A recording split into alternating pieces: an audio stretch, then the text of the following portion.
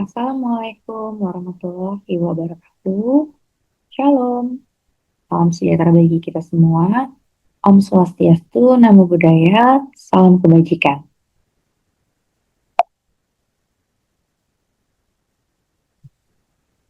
Perkenalkan, nama saya Natasha. Saya merupakan mahasiswi BINUS online dengan jurusan Business Management.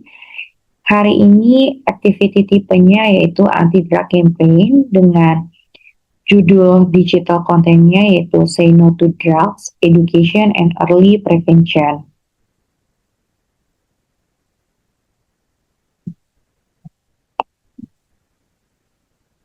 Sebelum memulai semua hal ini, ada hal yang harus kita jadikan insight, yaitu adalah 5 hal yang benar-benar yang harus bisa kita lakukan, yaitu tentang menjelaskan bagaimana zat-zat ini bekerja kepada otak kita masing-masing, mengutip angka nyata dari sumber yang dapat dipercaya, mengenali risiko yang ada di sekitar kita, mengatakan tidak dengan cara yang efektif, dan mengetahui persis siapa yang harus dihubungi, dan yang terakhir, yang paling penting yaitu menonton video digital konten ini sampai akhir.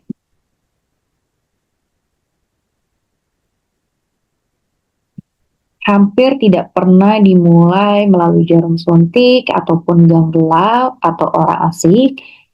Semuanya selalu dimulai dengan satu kalimat yang biasanya dari seseorang yang kamu suka atau dekatmu atau seseorang di kelasmu, yang mana kalimatnya yaitu, ayo sekali doang, gak ada yang tahu kok.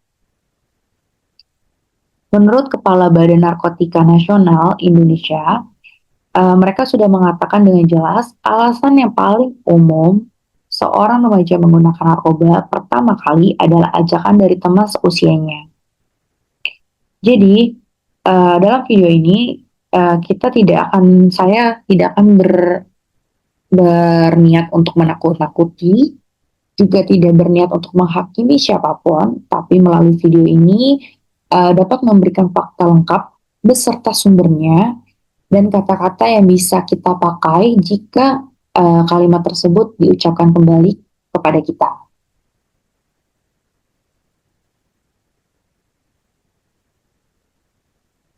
Kita mulai dari dunia yang dimana pada tahun 2023 kantor PBB untuk narkoba dan kejahatan atau disingkat UNODC mencatat ada 316 juta orang yang berusia 15 sampai 64 tahun yang menggunakan narkoba. Itu 6% dari seluruh orang dalam sekelompok usia itu, yang mana naik dari sedikit di atas 5% di 10 tahun sebelumnya. Ganja adalah yang paling banyak digunakan, diikuti opioid dan amfetamin.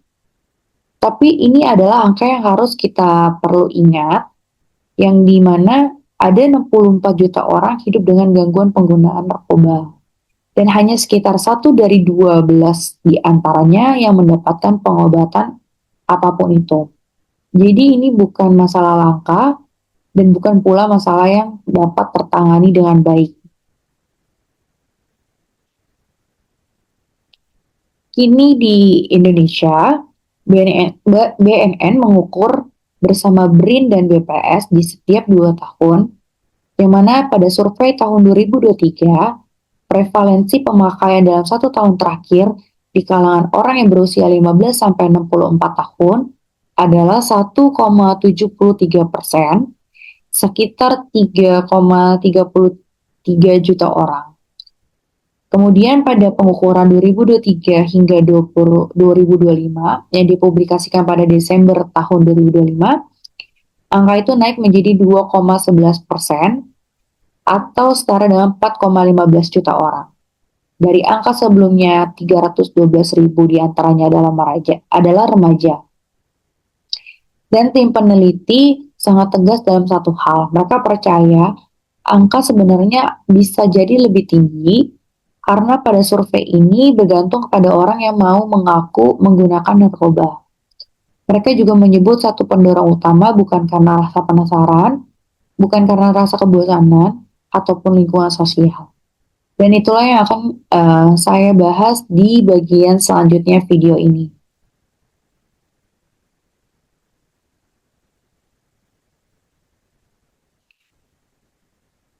Di sini ada 4 kategori yang kita mungkin tidak pernah hafal nama-nama kimia, tapi dari 4 hal ini uh, ada yang ingin mau saya sampaikan. Yang pertama itu ada depresan, yaitu memperlambat sistem syaraf, pernafasan, koordinasi dan penilaian. Kemudian ada stimulan, yaitu mempercepatnya detak jantung, tekanan darah, susah tidur, dan dalam beberapa kasus memicu kejadian jantung pada orang yang tanpa riwayat masalah jantung sebelumnya. Yang ketiga ada halusinogen, yaitu mengubah apa yang kamu rasakan, dan orang mengambil resiko di bawah pengaruhnya yang tidak akan pernah mereka ambil di saat kondisi sadar. Yang terakhir itu ada kelompok zat psikoaktif baru, yang ini adalah yang paling harus dikhawatirkan karena tidak terlihat seperti pengguna narkoba. Dan di Agustus 2026, BNN dan Bea Cukai membongkar adanya jaringan penyeludupan vape berisi etomidat atau juga ada anestesi yang digunakan di rumah sakit. Sebuah vape dari teman, tidak ada satupun dalam rantai itu yang tahu dosisnya. Ini bagian yang spesifik untuk seusia kita, yaitu ada cortex prefrontal. Itu adalah bagian otak yang merencanakan masa depan dan menahan impuls yang masih terbentuk sepanjang masa remaja hingga pertengahan usia 20-an. Pada tahun 2024, National Institute on Drug Abuse Amerika melaporkan hasil studi terhadap hampir 10.000 remaja yang remaja itu mulai menggunakan sebelum usia 15 tahun, sangat menunjukkan perbedaan struktur otak. Dan bagian yang halus di sini, sebagian besar perbedaan itu sudah ada sebelum mereka menggunakan apapun. Jadi ini bukan cerita sederhana tentang narkoba menghancurkan otakmu. Ini lebih tentang risiko, biologi, dan lingkungan yang semuanya menarik ke arah yang sama. Yang kita tahu pasti semakin lama kita menunda, semakin rendah risikomu seumur hidup. Karena menunda adalah suatu perlindungan. Bahaya tidak muncul di satu tempat saja. Secara fisik, irama jantung, pernapasan, hati, dan overdosis yang paling tinggi terjadi justru ketika tidak ada yang tahu dosisnya. Secara mental, kecemasan dan suasana hati rendah yang bertahan lebih lama dari efek mabuk. Gangguan memori dan konsentrasi yang terlihat di nilai ujianmu, dan ketergantungan, yaitu butuh dosis lebih besar untuk merasakan hal yang sama. Dan secara sosial, nilai mulai turun sebelum siapapun tahu alasannya. Kamu menjauh dari keluarga, uang habis, selalu barang-barang ikut hilang, dan di bawah hukum Indonesia ada konsekuensi hukum. Satu hal terakhir di slide ini yang saya ingin semuanya atau audiens ini dengarkan, ada 64 juta orang yang hidup dengan gangguan pengguna narkoba dan kira-kira 1 dari 12 mendapatkan pengobatan. Kesenjangan itu bukan karena mereka orang jahat, tapi karena ketergantungan adalah kondisi kesehatan. Ini bisa diobati. Itu sebabnya bagian akhir video ini akan membahas tentang kemana kita harus pergi.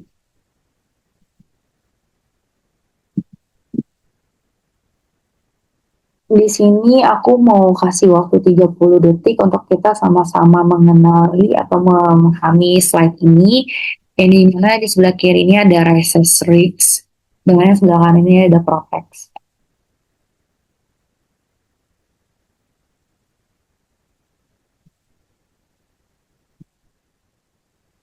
Dan di sini aku ada 5 cara untuk mengatakan tidak. Kita bisa menggunakan beberapa referensi jawaban ini untuk menolak kondisi tersebut.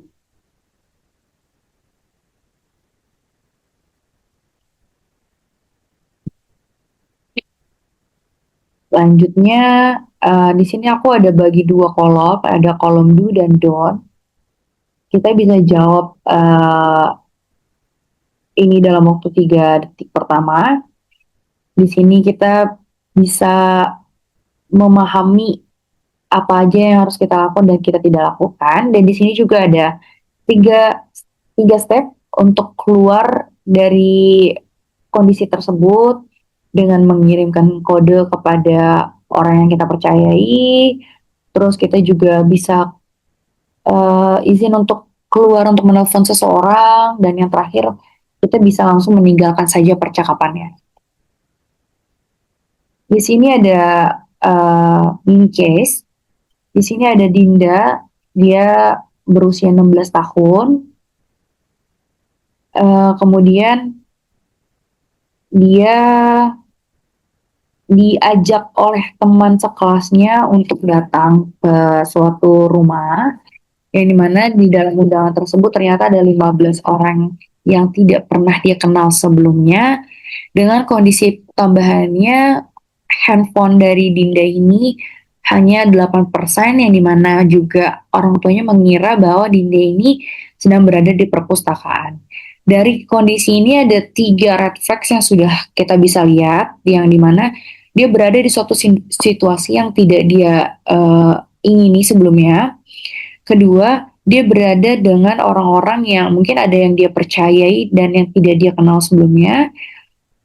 Dan yang ketiga, dia tidak tahu bagaimana caranya untuk pulang dikarenakan handphonenya sudah tersisa 8%. Jadi dari slide ini yang mau coba kita sama-sama telah red flag apa yang pertama, bahaya pertama kali apa yang terlihat, dan bagaimana cara Dinda untuk bisa keluar dari kondisi tersebut.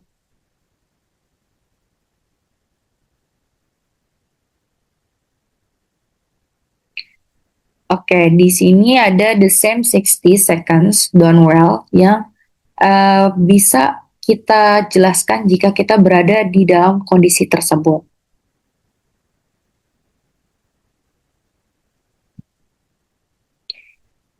Jika teman-teman bisa screenshot slide tersebut, di sini ada beberapa kontak yang bisa kita hubungi jika kita mendapatkan suatu kondisi di sekitar kita yang serupa seperti kejadian tersebut. Di sini ada nomor 184 untuk call center BNN, yaitu informasi pelaporan dan rujukan. 119 untuk layanan gawat darurat medis nasional secara gratis dan 24 jam, yang apabila kita sudah melaporkan tapi tidak ada responsif dari mereka. Dan di sini juga ada nomor 1500567, yaitu Halo Kemenkes, yaitu untuk informasi kesehatan. Ada IPWL, adalah institusi yang ditunjuk untuk menerima wajib lapor, yaitu puskesmas, rumah sakit, dan pusat rehabilitasi. Jika orang tersebut di bawah 18 tahun, orang tua atau wali yang melapor atas namanya, dan bagian ini sering salah dipahami. Menurut Undang-Undang Nomor 35 Tahun 2009, laporan itu ada supaya orang tersebut mendapatkan rehabilitasi. Ini jalur menuju pengobatan, bukan jalur menuju penghukuman. Tapi jujur saja langkah pertama biasanya jauh lebih kecil.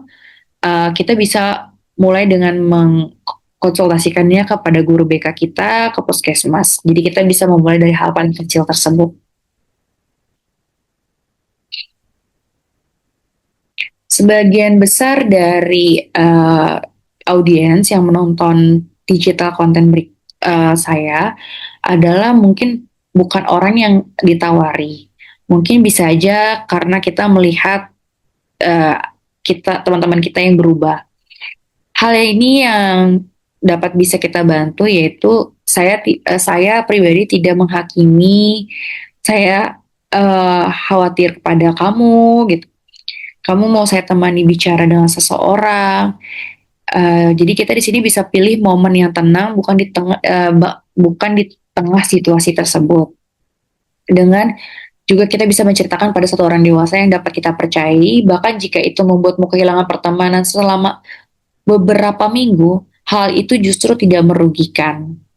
Karena yang merugikan itu adalah ya bagi mereka itu mungkin mengancam akan membuka rahasia mereka, berdebat dengan mereka saat mereka sedang mabuk, atau berjanji akan menyimpan rahasia ini dari semua orang dewasa.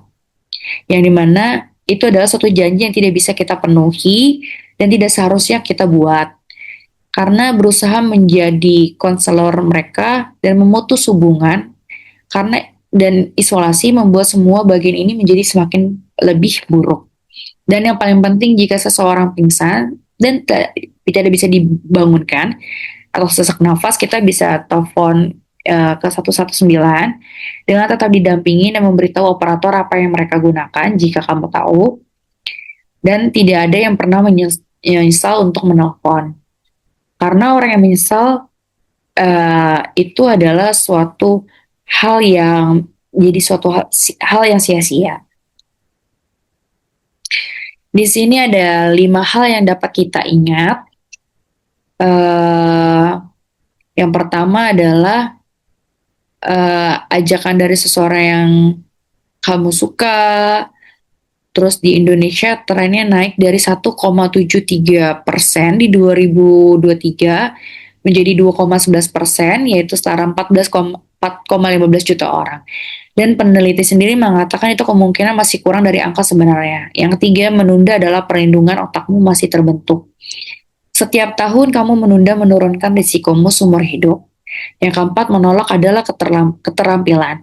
Keterampilan itu yang harus dilatih. Pilih salah satu kalimat dan ucapkan keras-keras hari ini.